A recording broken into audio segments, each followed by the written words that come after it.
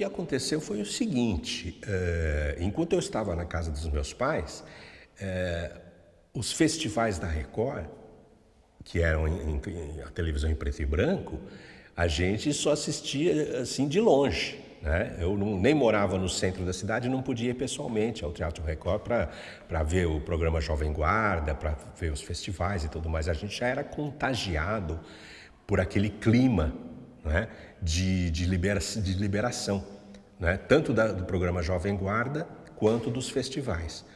Eu digo isso porque a televisão, que estava começando, era uma grande novidade, ela servia como uma espécie de antena do que estava acontecendo, né?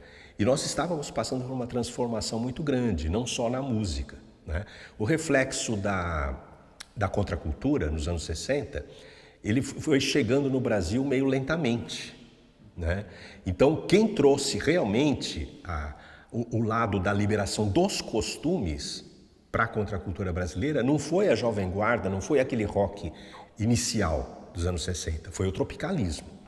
Foi com Caetano, Gil, que aí sim, e com Zé Celso, e com, sabe, aquele pessoal de teatro e de cinema mais avançado, mais, vamos dizer, cuca fresca, é que aí sim que os costumes começaram a balançar em termos de liberação. Mas os anos 60 ainda eram muito repressivos. Agora, nos anos 70 não, nos anos 70 nós tivemos uma espécie de cultura hippie atrasada aqui no Brasil, mas que serviu como uma espécie de contraponto, porque o AI-5 e a ditadura nos anos 70, eles atingiram o auge da repressão, né? Quem era realmente de esquerda e estava a fim de lutar armada, ou foi preso, torturado, morto, ou se exilou, ou caiu fora do país. O resto do pessoal, que não era engajado, a gente tinha uma palavra para isso que era o desbunde. Nós éramos desbundados. Ou seja, alguns caíam na droga, né, na vida hippie, aquela vida muito alternativa, né?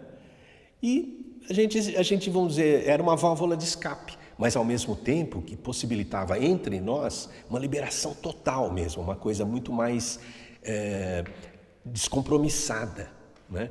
Então, antes mesmo de ir morar no Rio, aqui em São Paulo, eu cheguei a fazer parte de um grupo de teatro amador que se chamava Soma. É muito parecido com o que depois aconteceu com Somos, né? Depois eu conto a história de como veio o nome Somos.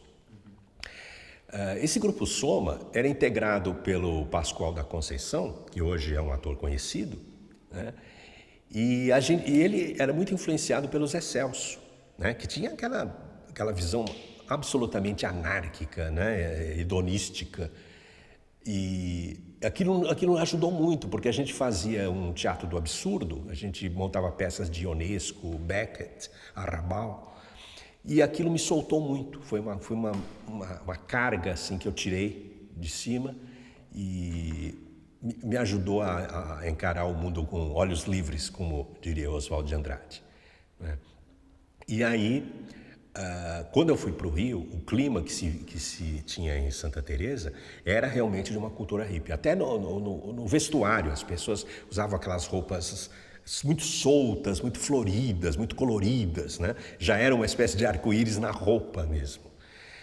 E realmente não tinha repressão. O pessoal consumia droga livremente, não tinha aquela preocupação, aquela paranoia da AIDS, porque a gente não sabe, hoje em dia, com toda essa política de prevenção, a gente não imagina o que era não pensar em AIDS porque não existia.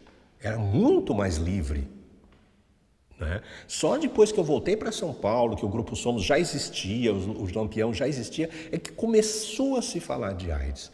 Quando os primeiros casos chegaram ao Brasil, o Lampião já estava acabando. O Lampião foi de 78 a 81, 82, por aí, né? E depois disso, o que se viu eram grupos de ajuda para pessoas doentes, né? Grupos de apoio e de prevenção contra a AIDS. Não tinha mais grupo gay politizado, de conscientização, como foi o Grupo Somos, porque a paranoia era tão grande, né? O baixo astral foi tão grande, né? E todo mundo morria, porque naquela época não tinha solução.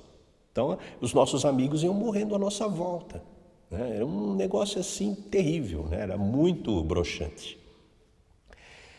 E agora nos anos 70, não. Nos anos 70 nós vivíamos uma despreocupação total. Então ficou na moda mesmo, até aqueles heterossexuais que se diziam mais liberados, eles que estavam a fim de pesquisar o outro lado, sabe? O lado feminino de cada um.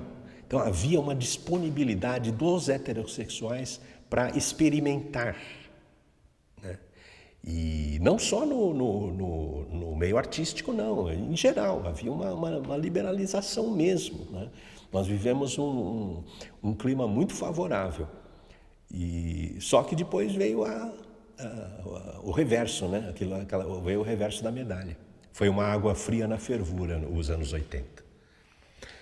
E, paradoxalmente, mais uma vez, foi quando a política brasileira começou a sair da ditadura. Quer dizer, à medida que se liberava na política, a questão da sexualidade ia ficando mais traumática, né? Mais neurótica.